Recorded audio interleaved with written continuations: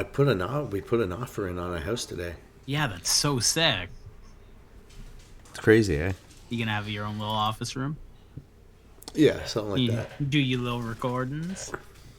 Little recordings, and then have this kit set up. Yeah, it's good. We have a little space for that. It's a really cool house. Welcome back, guys. We're back. We did not abandon you. Welcome to Locals Only May/June edition. We're just gonna call it June Part 1 because we're gonna do some catching up. We got very busy. I started a new job. Phil's a dad.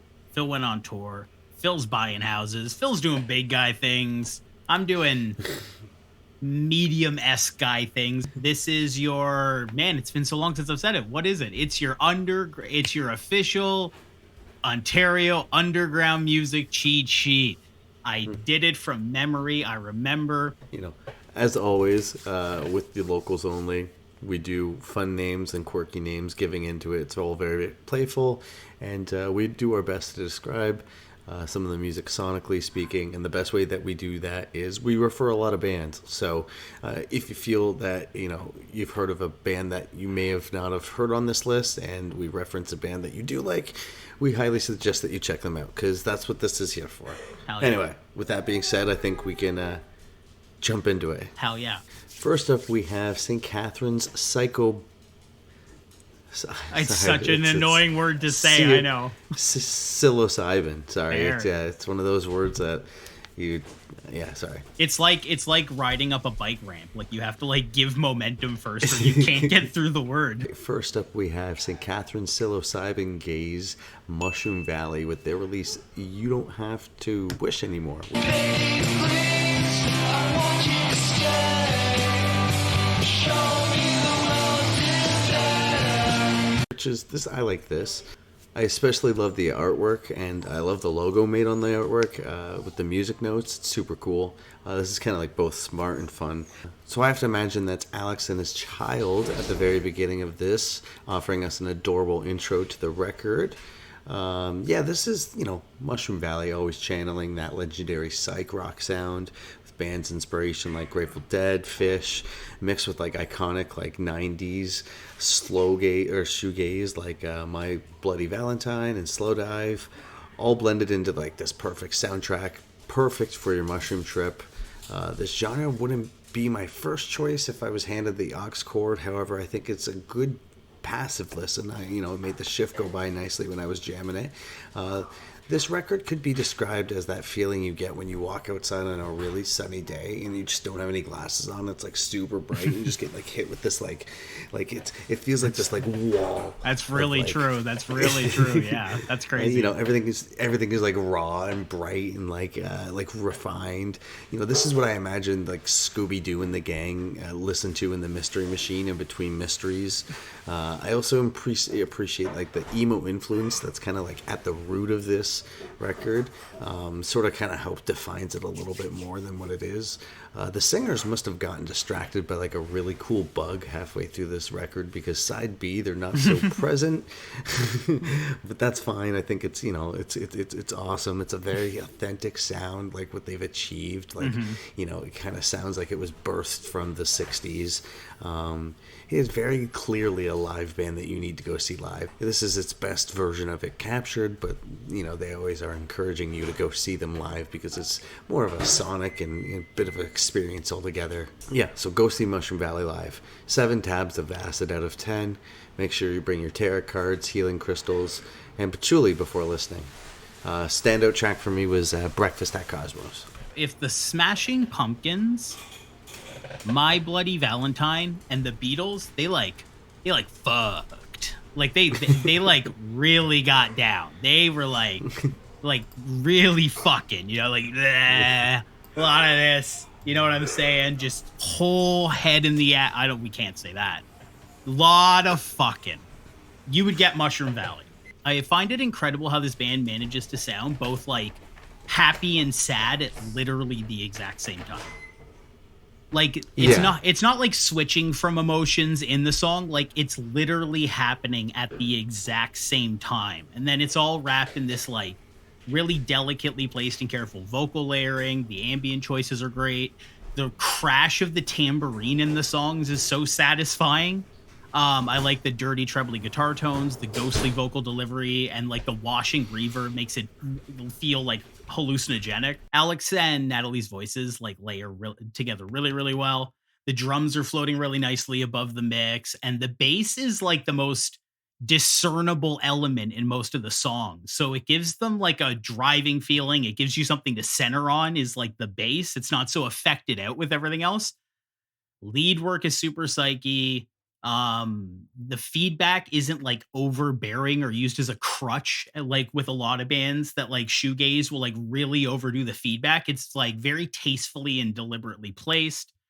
My favorite tracks were Know You're Floating, Crystal Ball, Astrodelia, especially Astrodelia, because ever since we heard it before, I just like the butt rock riff in that song. Like that's like, it's very Smashing Pumpkins, that song. I really like it. Yeah. Handful of the instrumental focus tracks at the end are pretty lush. I'd put them on like a chillin' playlist. I love the Cosmic Joke interlude. Well of a Thousand Suns is really good too. It's almost like movie score-ish. I've said it before, and I will say it again because I'm a brave patriot, and I'm very brave. Mushroom Valley is like one of the most interesting bands like from around here right now sonically. Like it's really, really cool what they're doing. Ontario's finest. The True Decline EP is here from Rust.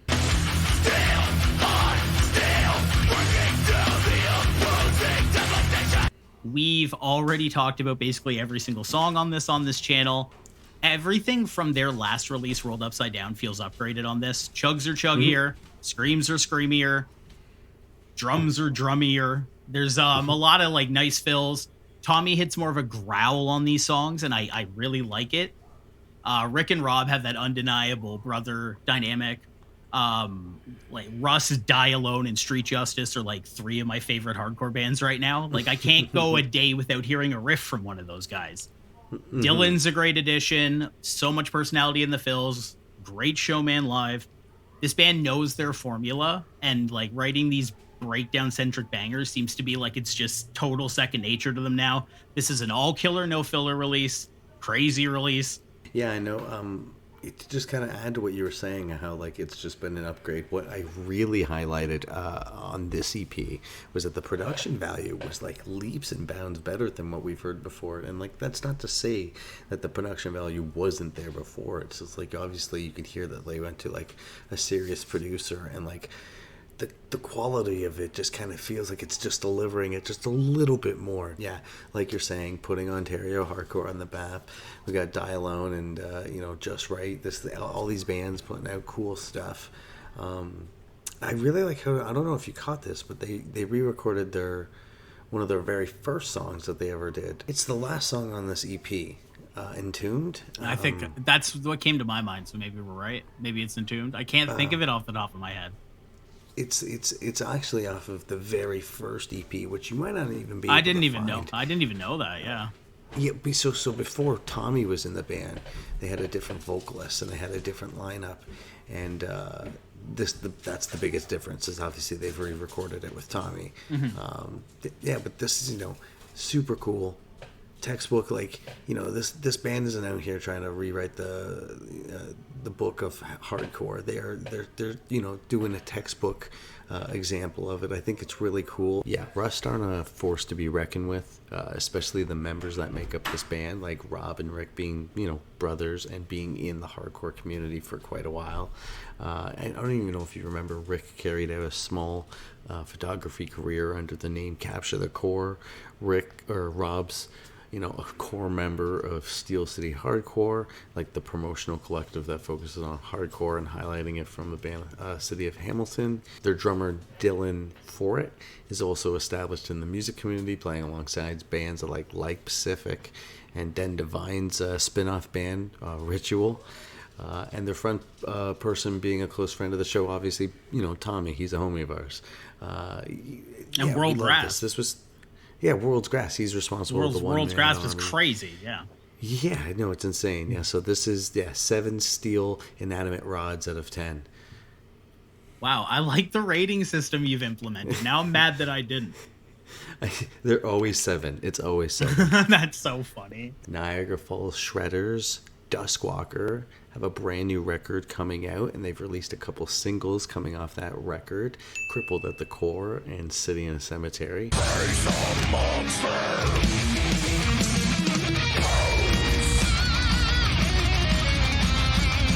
I'm in love with this album cover. It's like the classic 80s horror. Like Joey Bricks is a huge fan of horror. He actually worked at like the haunted house in Niagara Falls. So this is obviously like, this is not surprising coming from someone like him in a band like that. Yes, these are 2 singles coming off the upcoming record, Underground Forever. Love that we get to hear more of like Joey's higher vocals, like the delivery of that, rather than like his growls. Not that they're not bad, but just like I feel like we didn't get enough of those highs off of the last record. These are well written and structured perfectly. Where I think these songs actually kind of lack is more in the production. By no means do I think it sounds bad. I just, kind of harking back to what I was just saying about Rust, whereas that like that higher production value kind of really can make something as I don't want to say simple as what Rust is delivering, because what they're doing is fairly, diverse and cool with what they're doing. But like in terms of production, if they didn't have that higher production, it could not come across, like it could come across not as fun. And I don't know if that's not what I mean with this. I just feel like the production value is just not where it could be. Although in the same token as that, I know a lot of old school death people, like, or death metal people of that community, really love that old school, like just like old distorted sound that came from the 90s that just sounded like a basement recording, because that's like kind of where the genre was birthed from. But it's good though. I just think metal specifically needs to have and come from a higher production, because there's so much happening in a metal song with like the riffs and like the drums.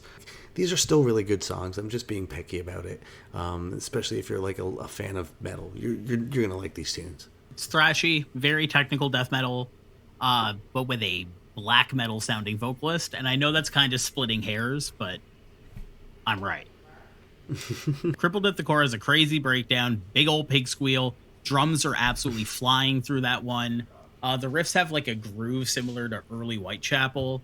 Techie, but like lots of low end, head nodding riffs. City in the Cemetery goes for something a little more dynamic and blackened. I like the drum work on that track. It's tight, it's technical, very splashy cymbal work. Guitar tone is pristine, cuts through the mix, in my opinion, very well.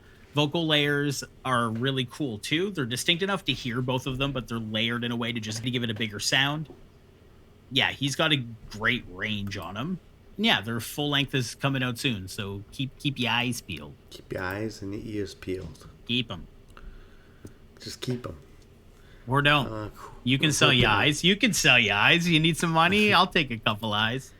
I'll take a couple eyes off your hands, bud. I'm a working man now. I can afford your eyes. Montreal hardcore-is Cold Authority and Deathnap put out a track called Payback.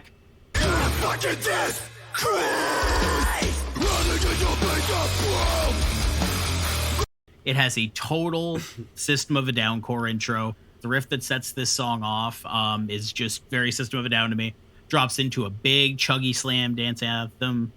And then after exiting System of a Down Avenue, we just take a sharp left right onto Corn Boulevard with the dissonant breakdown in this. The vocal features fit the vibe very well. They layer really together well, like their two voices. I don't know, man. Montreal just like gets it when it comes to heavy music. So shout out Cold Authority. Shout out Deathnap. This is a perfect example. I just want to piggyback a little bit off what you're saying. This is a perfect example of how like a vocal feature can really elevate your song. Deathnap is a very different sounding band from Cold Authority, so the creative choice to have them on a track like this was like, I think, a good choice. Cold Authority are very kind of like a traditional hardcore element to what they do, so like having a vocalist like Deathnap really just kind of like the dynamic of that really kind of elevated it to this level that kind of brought me back to like an early 2000s deathcore, where like bands like Elijah or Elsia and like Acacia Strain kind of sounded like. This is a great track, a great collab. I wish it was longer. Can't wait to hear a full release. Yeah. Let's go. I should also say that I only gave the rating system was out of like EPs, like, instead of just singles.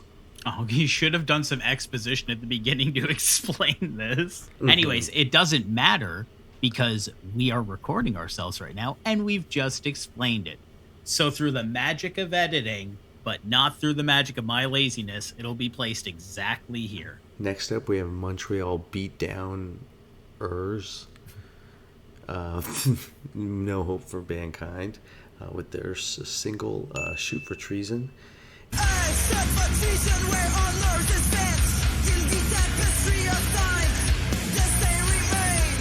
Beatdown is a genre that kind of often rides the line of like seriousness and ridiculousness. Like it's like one, like it's one or the other. You never know where a beatdown track is going to take us. You never know if this seriousness is silly. Like there's layers to this, if you know what I'm saying. Like a band like I think it was a Face Wreck often present themselves in a very serious manner, but it's like he's on roller skates sometimes in like an Adidas tracksuit. So it's like this really weird line that people think it's you know, super kayfabe. We could call it that. Okay. But judging, you know what I mean? Yeah, I do. But judging, by the album work and like the sound clip, we're gonna get like a fun treat with this single. That's what I thought going into this. Easily some of the most down-tuned guitars that I've ever heard.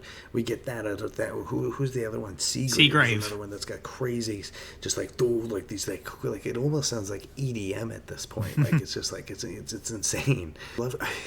I would love to hear what like a band like Metallica would sound like with those kind of guitars, like those detuned guitars. Like just like I'm sure someone on TikTok has done that somewhere.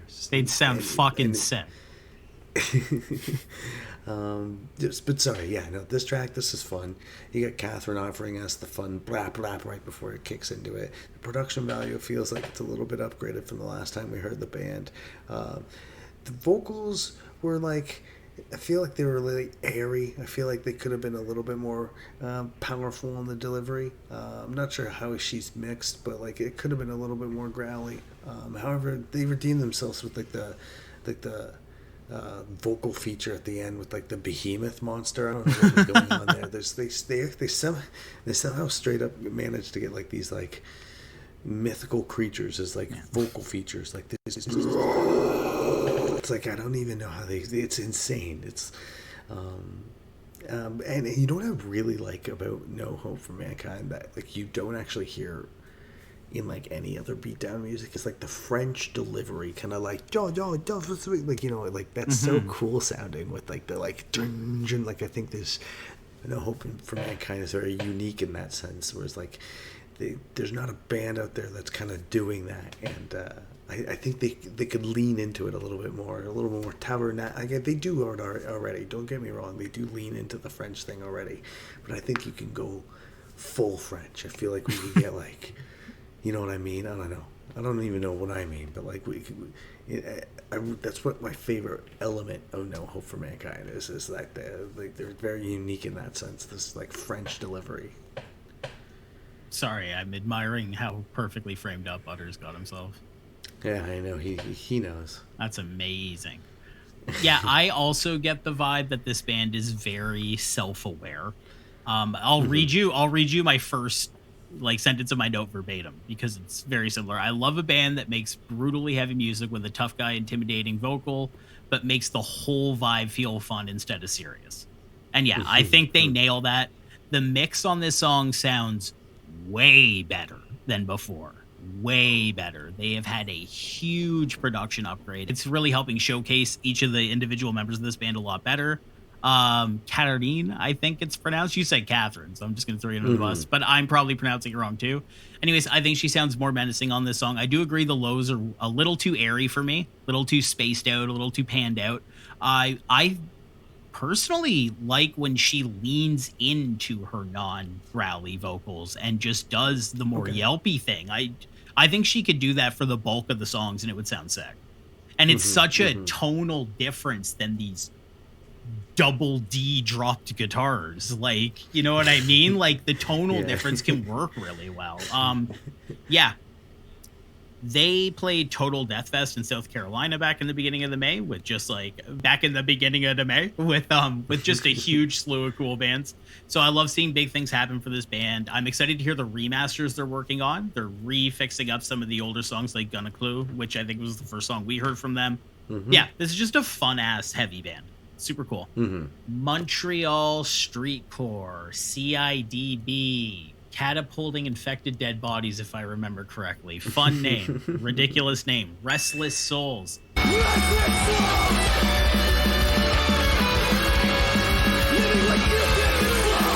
Fast and furious punk rock. I love the lead guitar work in this song. It cuts through the mix big and bright, gives the song a big emotional vibe. It reminds me of like Shy Halud, or even like maybe even Have Heart. I'm gonna say it. Maybe even a little Have Heart. Yeah, fast, infectious, atmosphere drenched. This is like a hardcore purist sort of song. Take note, this is the fucking kind of hardcore that I fuck with. Like that early 2000s, like Modern Life is War, piggybacking off what you're saying, like Defeater, The Carrier, Have Heart, that very like emotive hardcore, or like perfect blend of like punk and dynamic, just kind of like that. It's just perfectly married. It's fast to the point where like it's often leaving the listener wanting for more. This was a super cool song. I absolutely loved the lead as well. That was just kind of just like riffing through the entire song. Really made the track shine just a little bit more. Yeah, this is super just in and out. Let's go. Boom, boom, boom. Restless Souls. Just quickly on the topic of bands that sound like this, because it just reminded me of seeing Milspec ruled, but seeing Milspec play for that crowd of people just standing around not knowing who they are was sad to watch. It made me sad. But then there was a huge hardcore show later on in the night, and they went and played a secret set, and the footage of their set looked bonkers. So because they played was it No Man's Land or something? Yeah, it was interesting. A lot of push pits, a lot of shoulder dabs. It was cool. And you know what? I'm wearing their shirt right now too. I gotta say, I fell off of Protest the Hero pretty shortly after Fortress, which is like one of my favorite records of all time. And they put on a fucking crazy show. It was so good, dude. I haven't seen them since like Fortress days. Maybe even Kasaya. I don't know if I saw them during Fortress. Can't remember. But like, yeah, it was wild. Yeah, I quick detour into No Man's Land. Cool. Cancer Bats, tore it up. Dead Tired, tore it up. Milspec, tore it up. Everyone tore it up, and I can't just start leaving people out now. Monine, dude, I was one of those people where it never clicked. And I saw Monine, and it fucking clicked, dude. It was incredible. And their singer's like 48 or something, and dude, he's jumping like 10 feet in the air, like spinning around with a fucking guitar on. Like, wow. It was one of the best performances I've ever seen. Like, Monine's crazy, dude. I get it now. 36 years into my life, I finally like get it why people love that band so much. It was so good, dude. Niagara melodic metalcore, Killing Cosmos are with Into the Deep.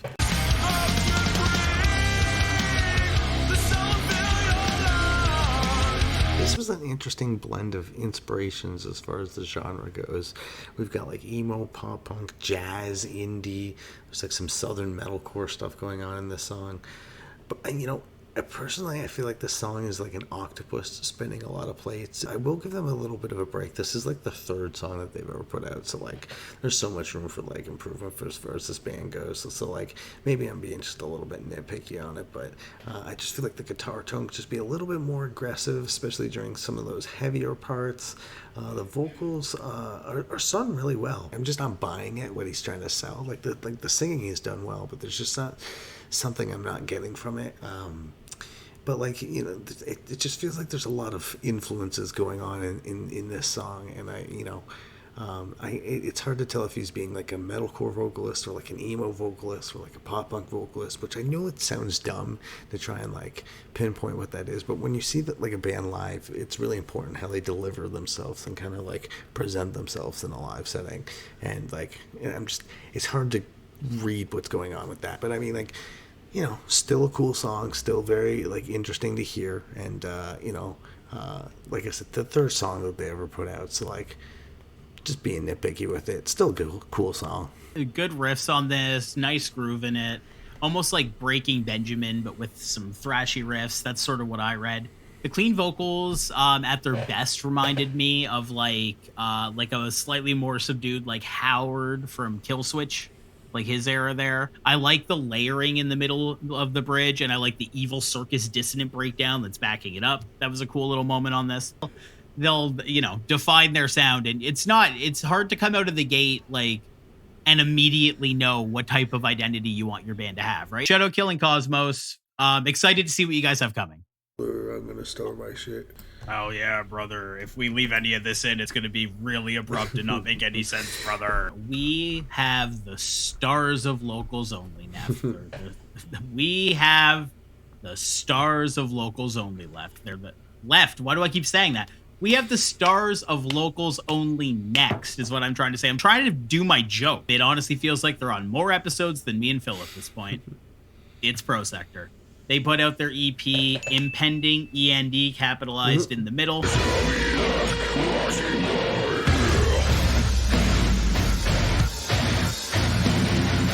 We've given our thoughts on literally every single one of these songs in the past, so go back and check out every episode of Locals Only. Make a day of it, eat chip, wear a blanket. This is all the singles released from Grim till now, in that order. If you aren't aware of this band, they're like a brutal, techie, mosh-centric new deathcore. New deathcore. Yeah, it's not quite new death. I think it's new deathcore. And there is an incredible amount of polish on these songs. You can see your reflection in these mixes. It sounds like you're saying nude death. Nude death. Naked death. Nude Death is a great band name, genre name. That's a good name. We can't leave it in the podcast. Someone will take it. That's good, actually. God, that's good.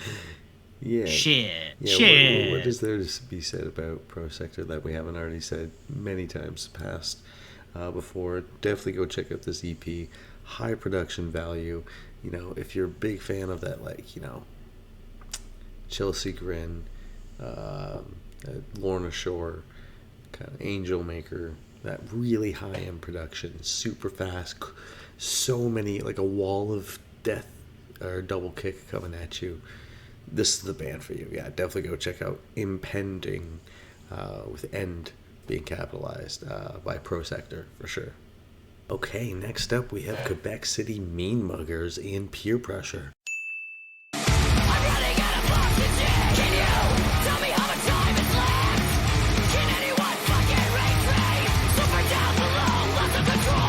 This song rules. I love everything about it. It's also the first release we got from the band since 2020, which, always exciting to see. Anytime that like a band emerges post-pandemic with some music, it's always like, it's just like rejoiceful. You're like, oh, they're a band still. Yeah, they made it. We did it.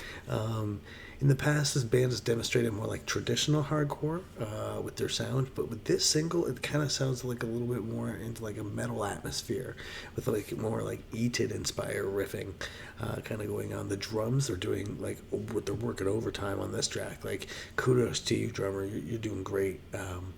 I love the lovely and talented Victoria offering like a rad vocal delivery with more like a yelling and punk approach. Overall, this is a well-written song, both musically and lyrically. I'm glad to hear that this band is still active, and this is cool. Thrashy, tight, pissed off hardcore, super catchy vocal flow, great use of gang vocals on this song. Every single guitar riff is solid. Songwriting is top tier in my opinion. I'm gonna bring this band up a lot, I think, today. This gives me This Is Hell vibes. This gives me Cruel Hand vibes, Metallica riffs drenched in punk sensibility. The drummer is killing it on this song.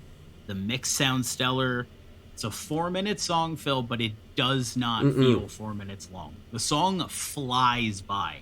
I really hope they have more ready in their chamber because this is my first time ever hearing this band, and this is sick. This is so good. They have a I believe a full length that came out in 2020. Definitely go check it out.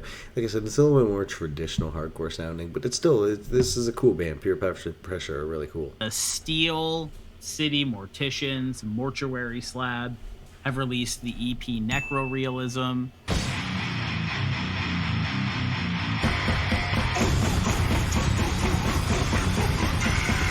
This is absolutely authentic sounding slam that understands the importance of the mosh groove.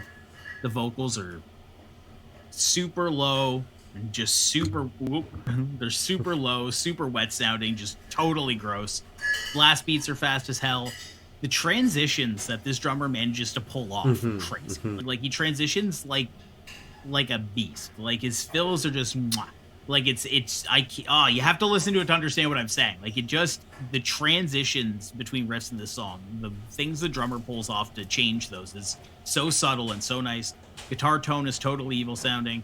The pinches cut through the mix like intensely, like violently. Bass sounds huge. All of it's just like a sonic assault. One of their tracks is called Orgasms in Mold, and I just genuinely don't know how you even arrive at that chain of words. That's probably the most traditional like slam song on here. Necrorealism, absolute pitter. Circular Saw has a more sludgy progression for the doomy kids out there. And From the Slab was my favorite one. Perfect balance for me between like the pummeling speed stuff and then just the big slammy breakdowny parts. The authenticity of this EP cannot be understated. Like this sounds like death metal, and in this situation the lo-fi production really adds to the authenticity. It is very much an artistic choice that works really, really well. I was actually, like I had written down here, Orgasms in Mold was actually one of my favorite tracks. I really liked that. This is a soundtrack to serial killing. Mortuary Slab, like exactly what you were just saying, go against completely what I was saying earlier. And I can actually explain why. It's because they're a band that starts off like a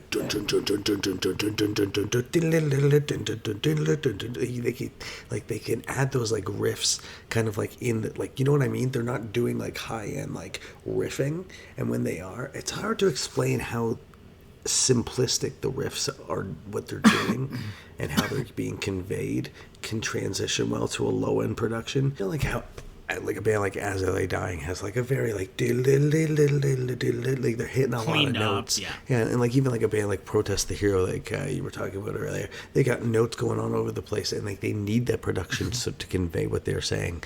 This kind of, they don't have that many notes going on in their riffs, and it's just kind of just me over explaining why the lo-fi kind of works so well with this, because it just fits in that pocket perfectly. Like the vocals being so incoherent as they are, just adds to like the scary and basement. Like this just like sounds like, you know, you're gonna go check out a new house right here. Here's something relatable that I've been in. You're gonna go check out a new house, and you're not necessarily sure about what's going on. You hit the basement, you open the door, and all you hear is just like this.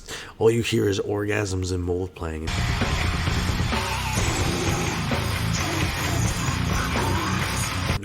Nope, we're not buying this house. This is it. There's just something going on in the basement that's just absolutely terrifying, and it's Mortuary Slab. This EP just sounds like it's coming out of a basement of some sort of murderer. This is 7 carcasses out of 10. St. Catherine Indie Darlings, the Dwindles, with their release Night Bloomer.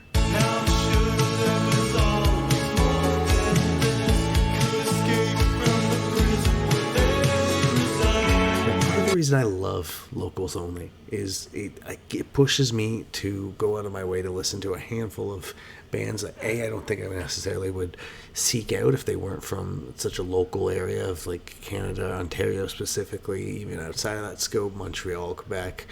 You know, we kind of cover a lot of stuff going on here. It forces me out of my comfort zone as well, because sometimes I find myself listening to different genre stuff, and that's what I fell in love with this record. This was such a cool thing. I love the name The Dwindles, and it dawned on me while I was listening to this record. But there is a band from Niagara that was a band. I don't even know if they're a band anymore, but they were called The Pindles. And I wonder if the Indles have anything to do with, you know, wonder if there's like ex-members and they've somehow made like, you know, this is the follow-up band or whatever. I don't know. This was a really cool release. When we were talking about their single earlier, we talked about like psychedelics and like summer vibes, and I think I said something about being comfortably farting in public in a Speedo. This was more like this is more time around. I got more of like an 80s new blend actually throughout their like stuff, like that new wave sound. Like the Talking Heads kind of came to mind when I first heard the opening track, The Library. You know, Turnstiles Glow On without the hardcore inspiration. This feels like Vampire Weekend with less vampires and more weekend. Okay.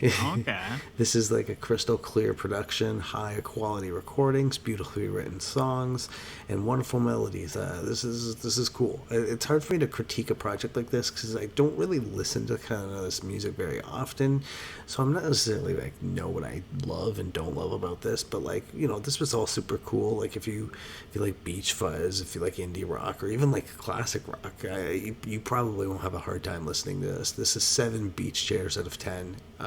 Opening track, or sorry, standout track, The Moment I Wake Up, the track that we did last time. Yeah, what a bright and eclectic treat to just land on our list.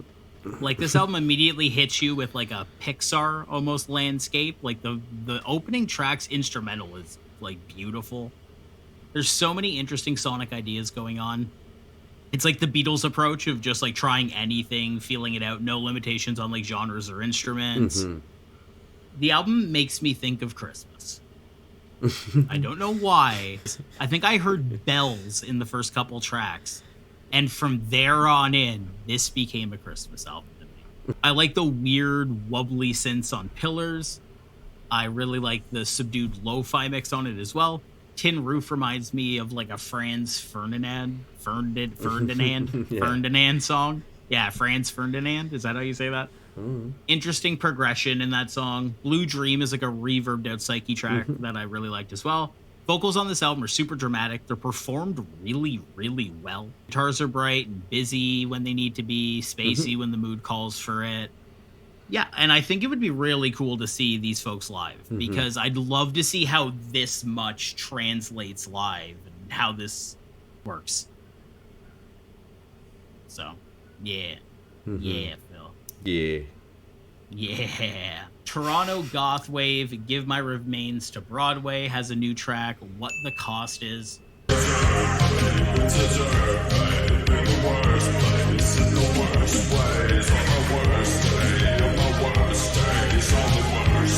I really don't think there's much I can say about this band that I haven't already said in previous locals onlys. I like the super 80s sounding electric drums, drama drenched vocals. I like bright synths, the moody ambience. I like the chimey guitars. Depeche Mode, She Wants Revenge. Yeah, this band though, it seems like they're seeing a lot of success. They got some pretty huge Spotify numbers and stuff, and yeah, that's really cool. I'm not super well versed in this genre, but as someone like from the outside looking in, this seems to be like a very authentic take on 80s goth wave. So yeah, it's cool. This is actually one of my favorite bands out of Toronto right now. Like as far as like just because, like, you know, outside of like hardcore and stuff like that, like if you know what I mean, like I really appreciate this band just because like, and like correct me if I'm wrong, there's not too many bands, especially in the Ontario like sphere, that I know are making music like this. This is why I love it so much. It's just so authentic, like kind of like what you're saying. I'd love to see like what their live performances would be like. Like I'm not sure if they like get a whole band or if it's just like a guy and like a. I'd love to check it out. I'd love to check it out. But this is like I love this stuff. This is kind of the stuff that I eat up right away. I was a huge fan of their single from last year, Pool Shark. It's still on my playlist that I listen to. This one actually is going to make it too. I really like this. I swear, if this track was more goth, it'd be dead. If the Dwindles were Vampire Weekend with less vampires and more weekend, this is the artist The Weeknd with more vampires. You're knocking it out of the park today. Fuck. This is if Count Dracula had a modern band. This is what it would sound like. This is like what Batman is listening to on his way to fight crime in the Batmobile. Yeah, this is awesome. This is very cool. Super stoked on it. Canadian slug rock Teleportoise with their release Solar.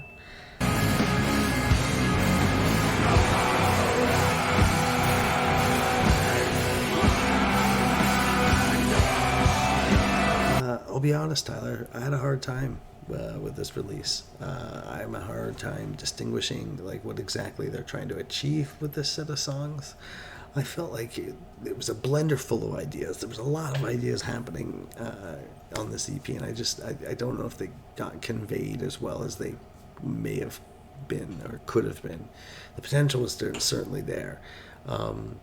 I had a hard time finding out like where the song was going to go sonically. I have a hard time getting through a chat pile record sometimes. So like it all depends. It all depends on what kind of mood you were in, and I don't know if I was necessarily in the mood for this when I put this on and was reviewing it.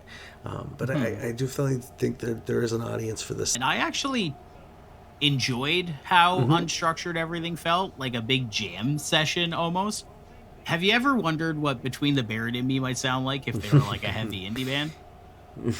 No, right? Well, guess what? It seems like Telepotato did. It's noisy, it's unpredictable, it's like free of genre. I really like the guitar work on this. I think there's a lot of different and interesting vocal ideas going on this.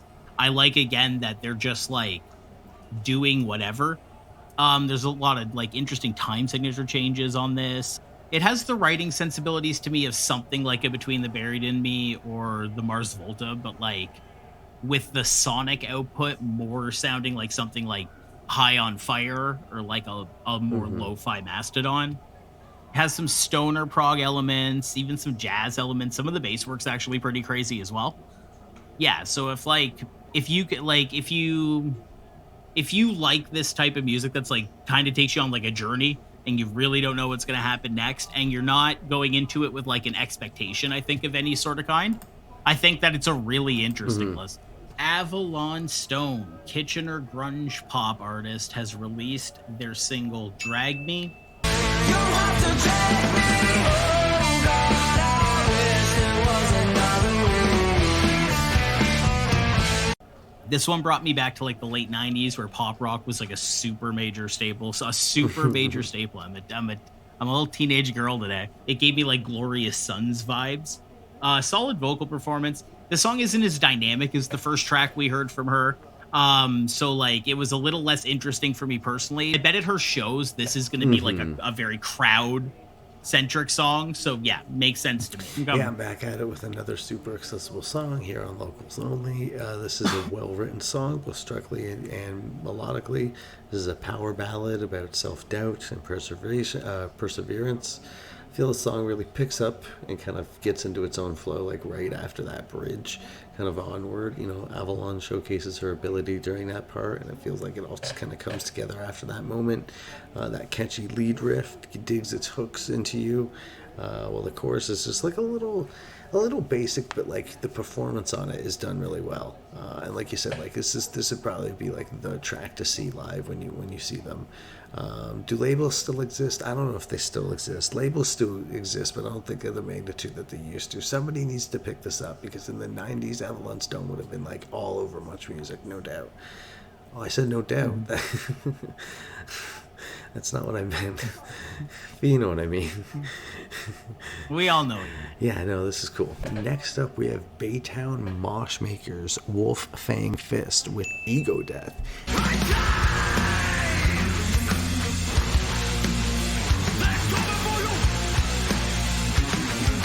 Now, this is a bit of like a night and day difference from what we heard from the release before when we were covering them.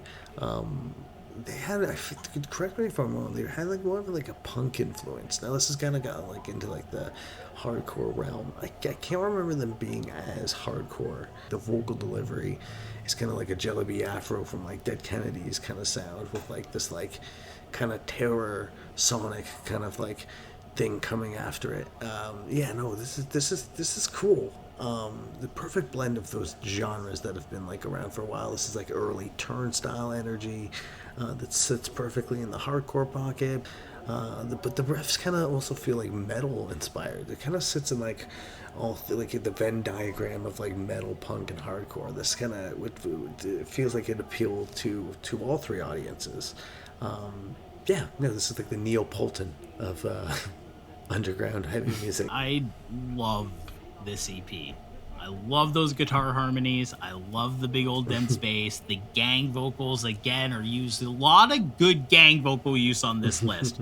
Used so well. The clear mix on the vocals makes every word so understandable. You can really understand it. So you hear it immediately. A rare luxury in heavy music. Hard Times is a great tone setter. Staring at the Sun has great guitar, like lead guitar work on it. It keeps building on itself in this really satisfying way. Like it never like turns into the big breakdown you might be expecting. It just has this like nice rising quality to it.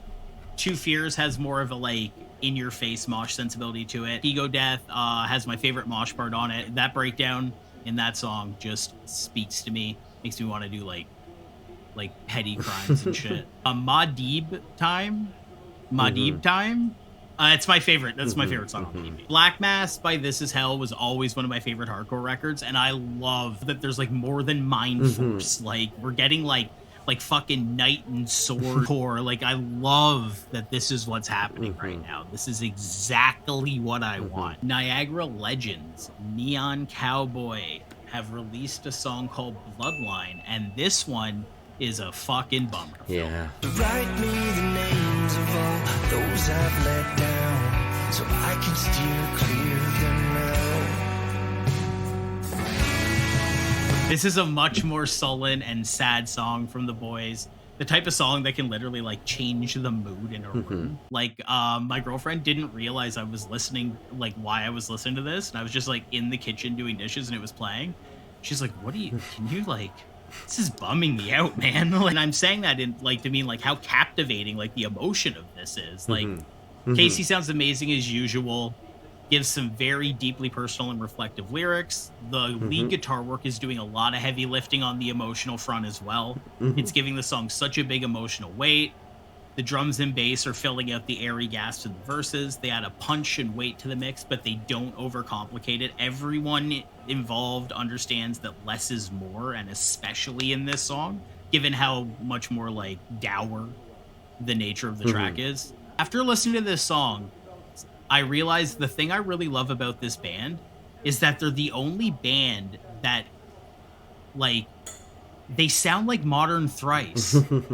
And not many bands do. And I love modern Thrice. These guys are like veterans of songcrafting. This is just like, it's really good. It's really good. I like this a lot. It just sucks that it's so sad to listen to, because I want to be sad. I want to be a happy guy. I love when we get to review a new Neon Cowboy song. It just fills me with joy when I get to hear another song with Casey. I just like I love his vocal delivery. We've established in the past while reviewing them that they're kind of like a post-grunge, and we could leave it at that and call it a day, but it's hard to ignore that the like root of the music has like emo involved with it, like obviously, you know, from like past bands and influences that they've been in. But it's like you can almost call this genre elder emo, like, if that makes sense. And I think you're right, and I think that's like how I look Thrice, at Thrice. yeah, that's grown up boy emo. Yeah. And like, even that one record that like Taking Back Sunday put out, that's like way more like kind of punk almost. Tidal Wave, I think. Wave. Yeah, it's good. It's good. Yeah, it's really good. Yeah, you can obviously tell like veteran musicians are writing these songs. Like it's structured perfectly. It's like captured even better through the quality of the recording. I love Casey's voice and like how he's able to do that like whisper delivery. Correct me if I'm wrong. This is probably an obvious reason why your girlfriend was like, "Are you okay?" Because the song, I think, is very clearly about overcoming an addiction that's like stemmed in this like generational abuse of addiction. and like how difficult it could be to end that cycle. Like, we love sober kings here on the channel, so like, you know, we're here for anyone trying to better themselves day by day, and even if it's just one step at a time. So yeah, this was a very heartfelt song, Bloodline. But like, you know, another Neon Cowboy song, just crushed it, cranked it out of the park. Yeah, take care of yourselves. Listen to Neon Cowboys. Next up, we have the Toronto Two-Step Dealers. Die Alone with their EP, Lessons Learned the Hard Way.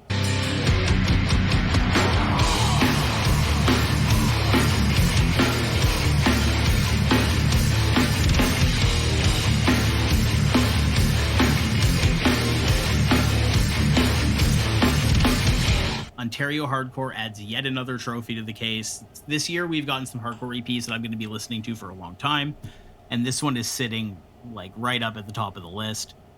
That fucking dense ass loud snare gives the mix so much character.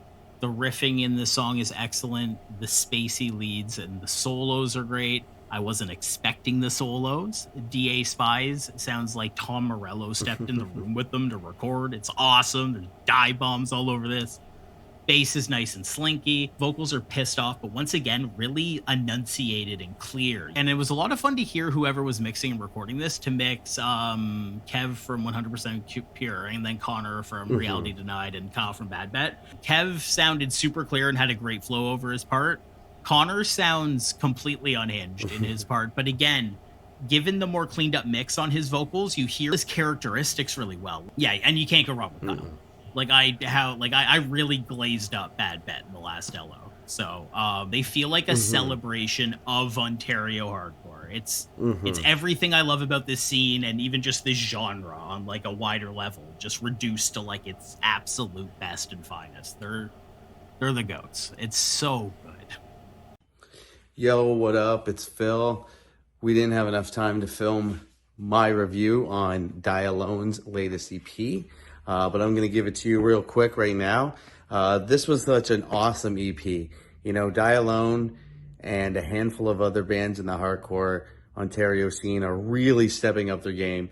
They're doing what they can to, I don't know, elevate it to like this level where like, it's not boring, it's not stale. They know exactly how to execute it perfectly. To piggyback off what you were saying when we were reviewing it together, Connor's feature from Reality Denied, you're right, he's in this like unhinged kind of like, not doing more of like a yell. It's like this, it's in the pocket perfectly, and it's an element to that song specifically that really, it's the chef's kiss.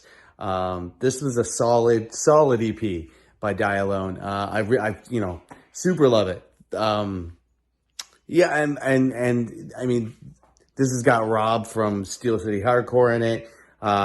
They're one of my favorite things about Die Alone is the vocalist and how like they don't have like an aggressive growl or like a scream to the vocals. It's just kind of like this like kind of like a shout, almost like speaking, almost like an aggressive rap, honestly. It's kind of like early, I think I referenced this already, but like an early Turnstile EP where you're just kind of like delivering this like kind of like street style hardcore, but with like a big, just like pump full of breakdowns. And like what was super cool, I don't know if you caught this, was that they re-recorded one of the first songs that they did off the EP, and they just called it like Again. And like the Moscow is just a little different. And this was an awesome EP by Die Alone.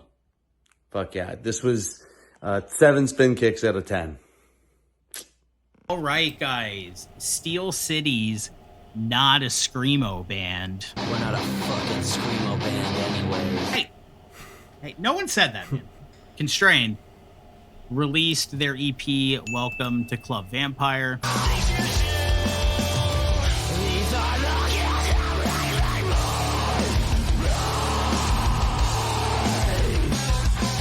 This is 18 Visions ass emo violence, barely a clean vocal in the mix. Long ass song names, chuggy breakdowns, big gold dissonant murder chords. Cinco sounds completely inhuman. I'm always jealous of people who can keep that absurd pitch in their scream as consistently over a track as someone like him. The transitional qualities of the song make them feel really cohesive. Feels more like one big, huge, like 11-minute dissonant epic.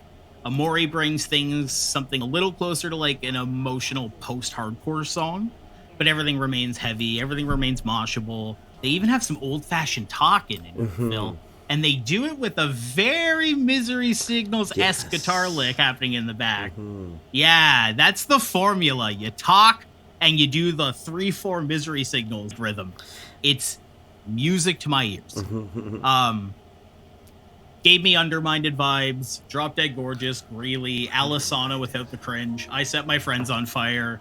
Yeah, we're in a sea of amazing hardcore bands in Ontario, and it's a really good problem to have, but like, it makes a band like Constrain stand out as something so special. I love when the metalcore bands and the not screamo bands can like just go play with a bunch of hardcore bands, and they're beloved by like Single Wound has it too. You know what I mean? These like hardcore adjacent type of special bands, and yeah, Constrain rules. They're so good. And like they know what they are. Like Cinco, like he grew up in like the early 2000 scenes, like you and I did. So like they're very well aware of like what they are. Like the not screamo band. Like they're like I've seen them live, and I think I've even said this on the show before. They call themselves like a Poison the Well cover band. Like this is not like them reinventing the wheel. They're worshiping that genre, and they are full-fledged into it, because like, yeah, it's funny, like in a scene that like what Ontario hardcore is doing right now, you know, it's hard to deny that the amount of hardcore that's coming out of it. There's a lot of hardcore bands. We cover a lot of them here on the show. So when a band like Constrain comes out, who is like very, you know, we're not a screamo band.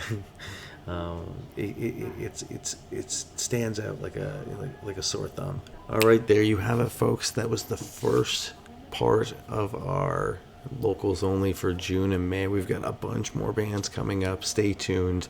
All of it coming. Yeah, thank you for tuning in. Make sure you leave a comment down below, and follow us on our Instagram. Follow us. Subscribe to the channel. And if you want to do any basement or bedroom recording, check out Lander. We have an affiliated logo, so you can save yourself some money. And give us a super like. Give us a super. Toss us a couple of dollars. Gives us a bit of coffee while we're editing these things super late. All right. Take it easy. Just a wee bit of coffee. It says we have less than a minute in Zoom. I wonder if it'll give us a quick cutoff. Oh.